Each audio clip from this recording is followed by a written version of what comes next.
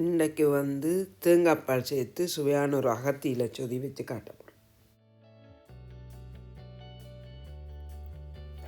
தேங்காய் திருவி பால் எடுத்து வச்சுட்டு செய்ய தோணும்.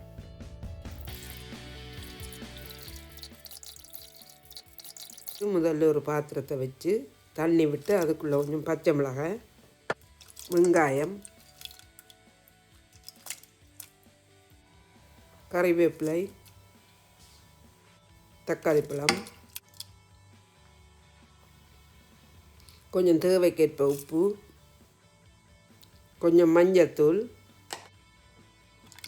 எல்லாம் போட்டு கொஞ்சம் தேங்காய் பாலம் விட்டு அவிய வைப்பேன். இதுக்கு எண்ணெய் ஒன்றும் சேர்க்காமத்தான் நான் செய்கிறேன்.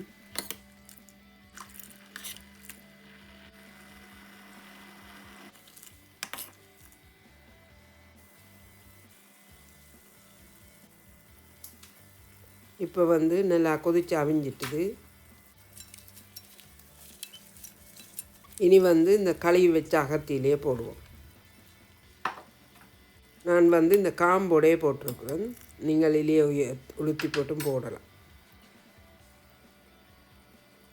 இந்த இலை போட்ட பிறகு வந்து கன நேரம் அவிக்கக்கூடாது. வச்சா இல்லை ஒரு கயறுத்தன்மை இருக்குது, அது கயறும். சாடையை அவிக்கணும், இந்த கலரும் மாறிடும்.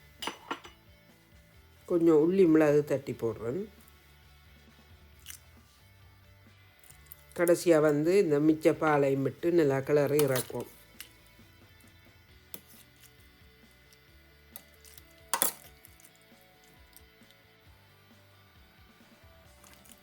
இப்போ வந்து அகத்தியில் சொதி ரெடி. நீங்களும் இப்படி செய்து சாப்பிட்டு பாருங்க எப்படி இருக்குன்னு. சொதி நல்லா ஆறின பிறகு தேசிக்காய் புளி விடுவோம்.